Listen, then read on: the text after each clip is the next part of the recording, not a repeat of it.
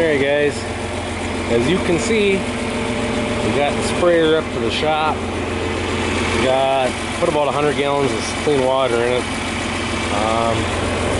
just to make sure there's no leaks or anything, and flush everything out in case there's stuff still in the hoses. And every year when I start, I have to change all the check valve screens in these because there's stuff from last year that builds up in them. So we got one more to change over here. And then the other thing I had was you guys can tell in the video, but this right here is new.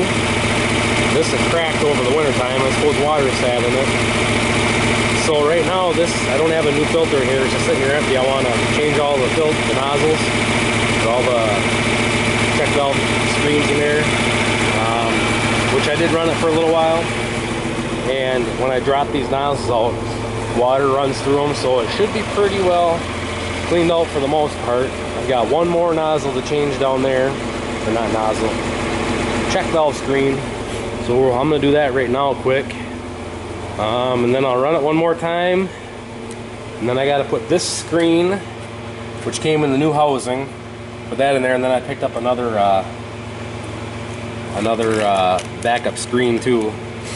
But the problem is these little guys build up with stuff, and once they're full of stuff, you got to throw them away. I mean, they're cheap though. I shouldn't say really cheap. They're, I don't know, it's $8.50 for 4 of them. But normally I only got to change them once a year.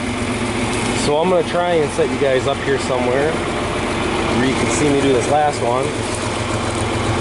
So I can't get you set up on a tire or something here.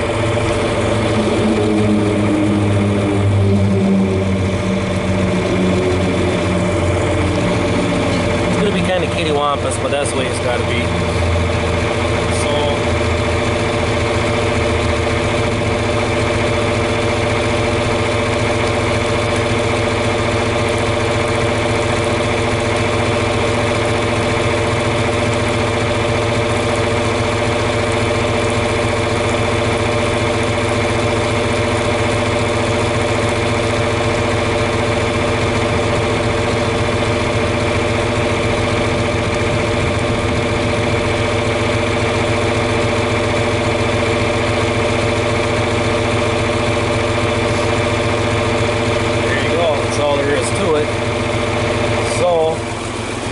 Now that those are all changed, you see, like, this one wasn't too bad. This one was actually working.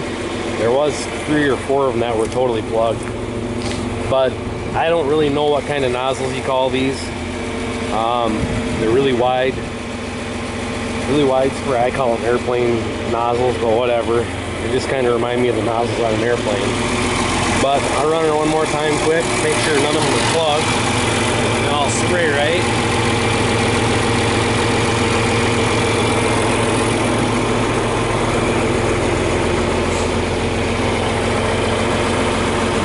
Camera's gonna pick it up. They're all spraying nice.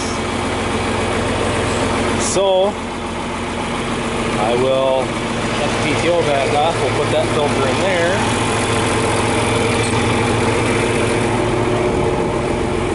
and then we will be ready to put our chemicals in there and go spray some sod.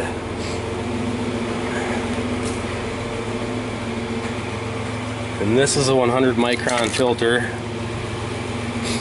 so she's pretty fine.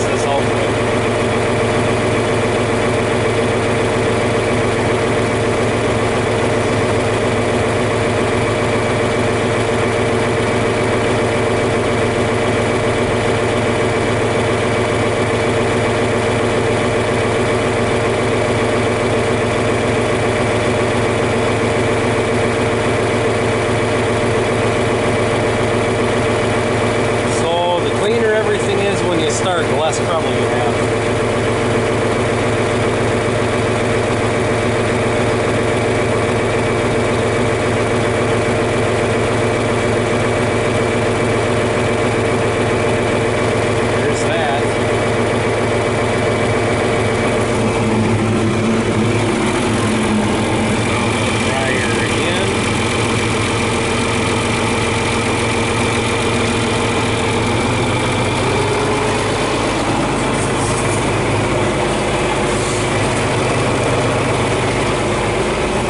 Right now we're around about 20 psi. Should be some pretty good sized droplets in there. So, looks to me like we are ready to rock and roll.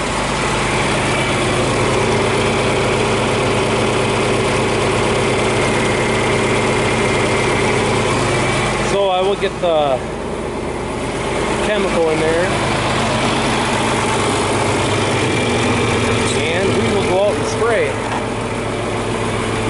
Yeah, it's nothing fancy. I think I give 150 bucks for it.